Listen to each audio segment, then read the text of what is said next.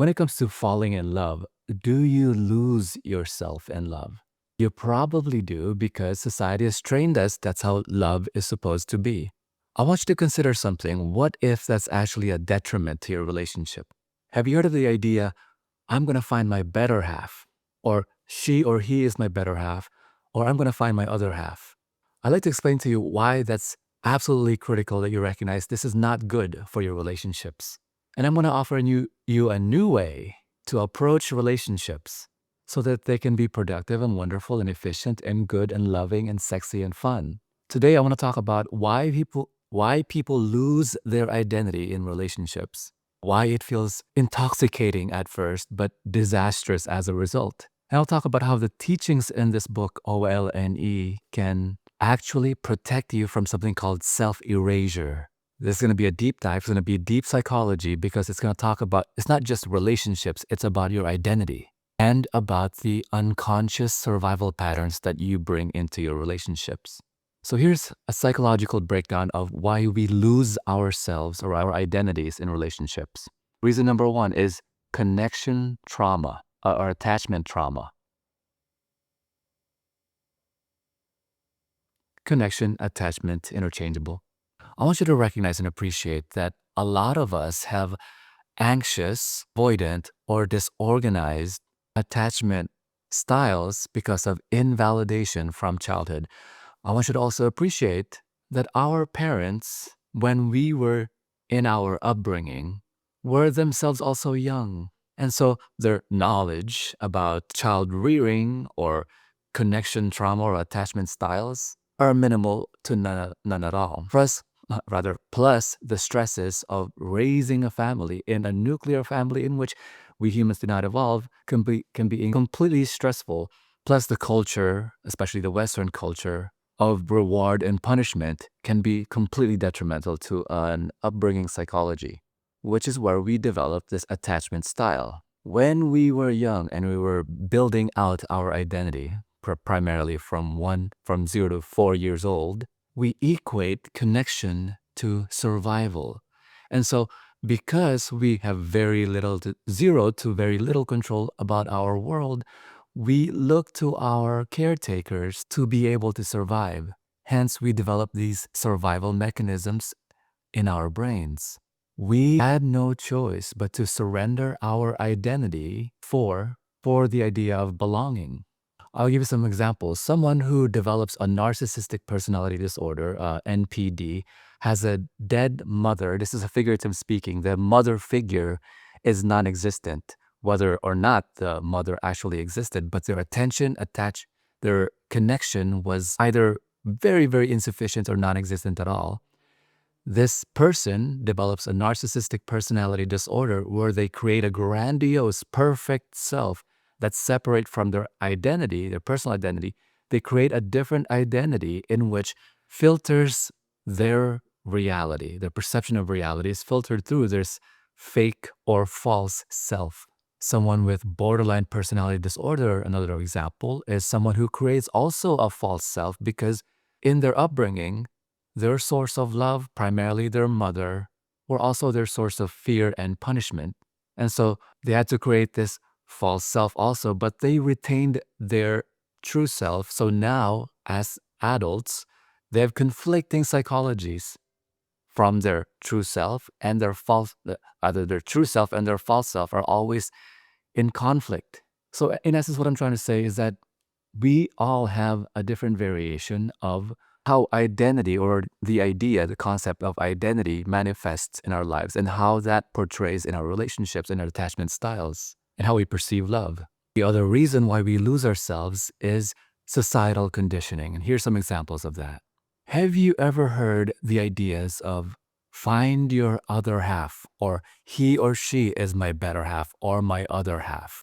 These ideas are all ingrained in our society. Have you ever have you ever heard, or have you ever said yourself the idea, you complete me, as if you were imperfect or incomplete without that person?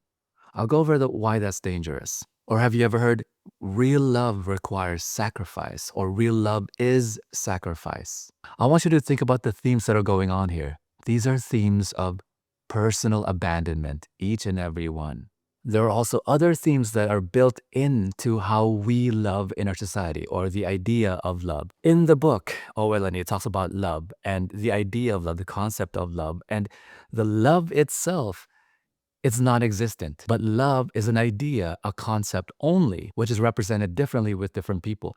So when you hear these themes that are built in like, they complete me, or my other half, or real love is sacrifice, there are themes of that are maladaptive, psychological disorders, personality disorders that develop from this. I want to say that again. There are personality disorders that happen because of, that are built into how we portray relationships and practice relationships. These are themes like enmeshment, merging, and identity disturbance. I want you to really think about that because that's really scary. Identity disturbance, enmeshment, merging are all built into how we portray relationships. No wonder why relationships is the #1 source of pain in the world. And how you portray your relationships, how you practice it will be determining how meaningful the quality of your life. That's scary. How we portray or are taught relationships are supposed to be train you to merge with your partner instead of relate with them. Reason number 3. Remember that one day we talked about the 3 I's that happen in a relationship: infatuation, intimacy, and intensity. Infatuation, which occurs from depending on who you are, depending on access, occurs within a month, a couple of months, all the way up to a year and a half, if there's unlimited access. Infatuation is a chemically bolstered state. Your brain drugs you. You're literally high on drugs in which your body creates itself. Remember that extraneous drugs or recreational drugs are just chemicals which manifest the drugs your body already produces, only exacerbates it. What also the thing infatuation does is it hijacks your identity. What occurs is that the superficial of dopamine that your brain produces, the drug dopamine, plus limerence creates this state where your emotions are my emotions. You create a merging. And by the way, limerence is usually in personality disorders it's used because it affects all of us differently. Some people get intense infatuation, intense limerence. Limerence is intense infatuation and idealization of the person. And for someone, for example, who has a borderline personality disorder, whether they developed it through relationships, through their upbringing, or genetically, it mitigates their tremendous fear of abandonment and engulfment anxiety. So this tremendous limerence diminishes because of the drug their brain's producing, diminishes their fear of abandonment and anxiety, which is prevalent in someone with borderline personality disorder. This is why in the early stages of a relationship, you often feel like you're becoming one person. And I'll show you why that's dangerous and what you can do about it. So let's talk about the symptoms. How does this happen? How does this show up? What does it look like in your relationship or to yourself? You stop doing your own hobbies? Have you ever mirrored their preferences or their styles or their desires? You collapse your boundaries in order to keep the peace, so-called. You depend on their mood to define your worth. You no longer have authority equals responsibility. You have responsibility for how they feel, and they have responsibility of how you feel. You're merging. And when there's this little bit of separation, you panic. You have anxiety from separation anxiety or abandonment anxiety. So if you ever felt that or you ever felt a variation of that, this is called emotional fusion. And fusion is a disorder, it's a maladaptive behavior which always result in resentment in your relationship. So let's talk about what OLNE teaches and provides so that these maladaptive behaviors doesn't happen and how you can actually portray it in your relationship. Number 1 is OLNE removes the ideas of ownership in a relationship. When you remove the idea, you're mine, there's no incentive to disappear into someone else, to abandon your identity. This is also ironically or unironically how you protect yourself from being in a relationship with a borderline personality disordered person. Number 2, Self-sovereignty is the default. Each person in an OLNE relationship must maintain their sovereignty, their freedom, their individuality, emotionally, sexually, psychologically, even spiritually. This is built into an OLNE relationship, whereby any other format of relationship, those maladaptive behaviors we talked about earlier are built into them. Number three, multiple connections and the openness to have those connections prevent unhealthy merging, unhealthy enmeshment, unhealthy emotional fusion. It's not because you need more people, it's because you can't collapse your identity into one partner when your life is distributed. Number four, open communication dismantles fantasy. The idea of fantasy is actually really, really important. A narcissistic personality disordered person lives solely in fantasy. The fantasy is in their false identity.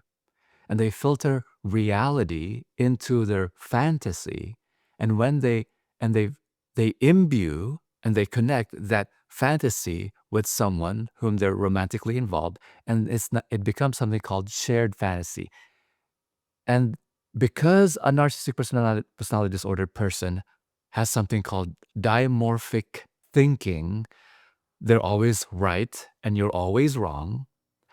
This shared fantasy is always the goal of the relationship. They will force that person to become the person who they fantasize. And remember, they're always right or wrong. Now, with a borderline personality disorder, they also have something called shared fantasy.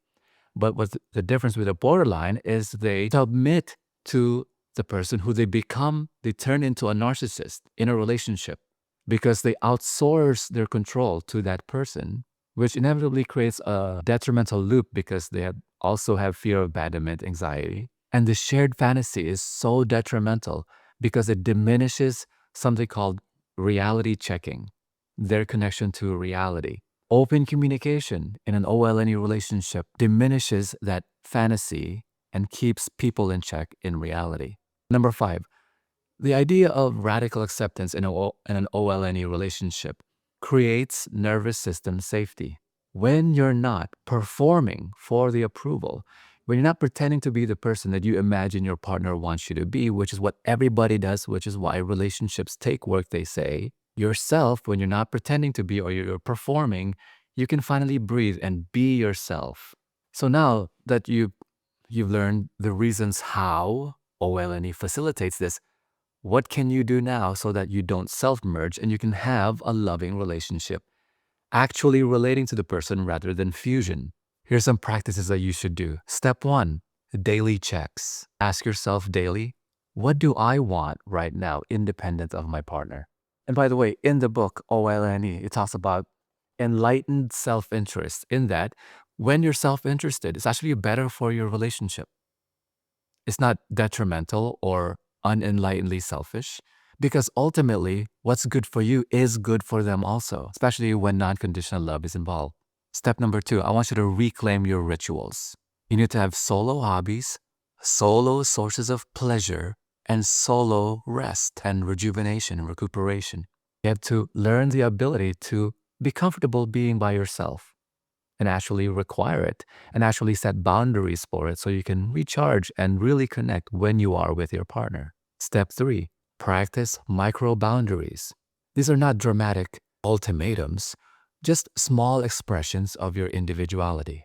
And there's a lot of examples of that in the book OLNE. Step number four, emotional differentiation. Say, this is my feeling, this is your feeling. Most people never really learn this, and it is a skill. Step number five, I want you to choose love instead of needing love. A self, yourself, that chooses connection is powerful. A self, or if yourself is needing connection, it becomes fragile. So the reason why it's important to practice real love, we're going to close the video, it's getting long enough again. When it comes to real love, and I really encourage you and your partner to read the book OLNE. It's available on Amazon and Barnes & Nobles and many other sites or places. Real love, you don't lose yourself in real love. In fact, you strengthen your identity and everyone's happier as a result. And what ends up happening when you strengthen that part of you in your relationship, your false self begins to go away, because that false self, which we all somehow develop, because remember in the beginning I talked about how we have maladaptive behaviors based on our relationships with our caregiver. We create a false self, and its sole purpose as a defense mechanism is for survival. And it only knew how to survive, not how to love or facilitate happy relationships. So to end this video, I want you to ask yourself this question. In my relationships, where am I choosing love and where am I disappearing? On your journal, write down, where am I choosing love? Where am I disappearing? Hopefully you got some value out of that. Share this video with other people. You're making the world a better place for all of us. Read the book OLNE. It's on Amazon now. The audio is going to be upcoming on Audible. And if you have any questions, send me a message or leave a comment below. I'll talk to you in the next video. Bye-bye.